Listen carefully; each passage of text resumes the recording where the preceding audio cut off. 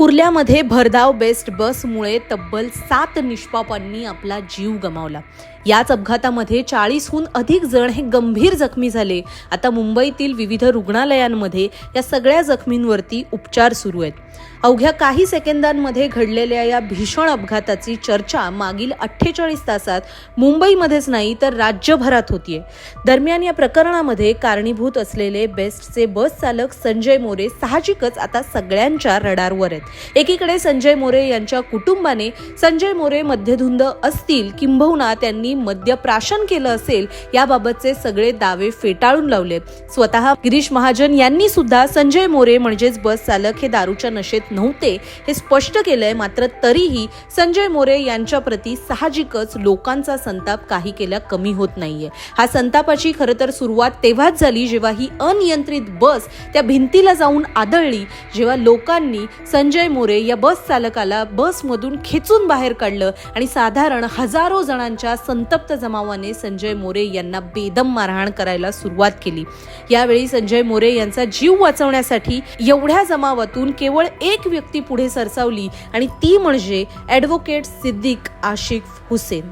संतप्त जमावापासून संजय मोरे यांना वाचवणं हे पोलिसांसाठी सुद्धा अत्यंत कठीण काम बनत असतानाच आसिफ हुसेन यांनी संजय मोरे यांच्या अंगावरती झेप घेतली आणि त्यांना या जमावापासून कसंबसं दूर नेत पोलीस व्हॅन पर्यंत पोहोचवलं।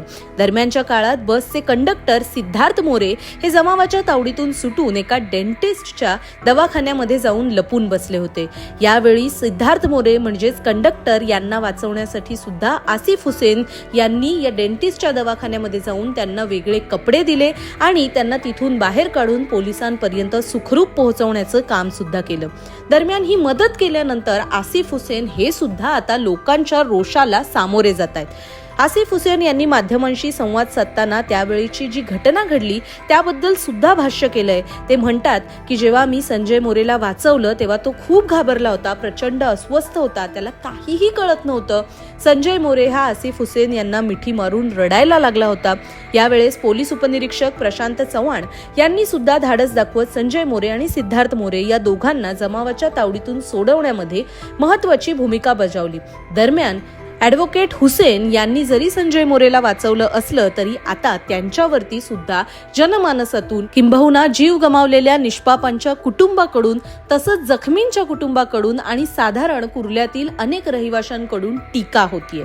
अनेकांनी त्यांना कॉल करून मेसेज करून धमक्या दिलेल्या आहेत, प्रश्न सुद्धा केलेले आहेत। या सगळ्या प्रश्नांना उत्तर देत ॲडव्होकेट सिद्दीक आशिफ हुसेन यांनी आपल्या सोशल मीडिया प्लॅटफॉर्मवरती एक व्हिडिओ सुद्धा शेअर केलाय आणि आपण बस चालक संजय मोरे याला का वाचवलं याचं स्पष्टीकरण सुद्धा दिलंय।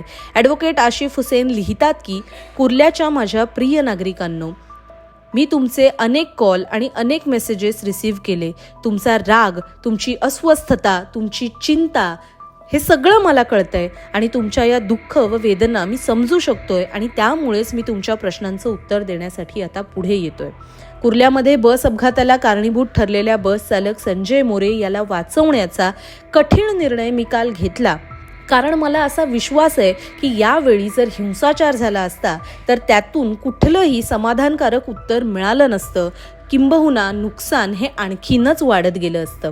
मला तुमच्या सगळ्यांच्या भावना समजतायत, मात्र माझा याही गोष्टीवर विश्वास आहे की eye for an eye only leaves the world in darkness. म्हणजेच डोळ्याच्या बदल्यात डोळा जर आपण प्रत्येक वेळी बदला घेत गेलो तर हे सगळं जगच आंधळं होईल आणि जगामध्ये अंधार पसरेल। माझ्या कृतीचा कुठलाही पश्चाताप होत नाहीये, मात्र ज्या कुटुंबांनी आपले प्रियजन गमावलेत त्यांच्यासाठी माझ्या हृदयात सुद्धा संवेदना आहेत, त्यांच्यासाठी मी सुद्धा प्रार्थना करतोय।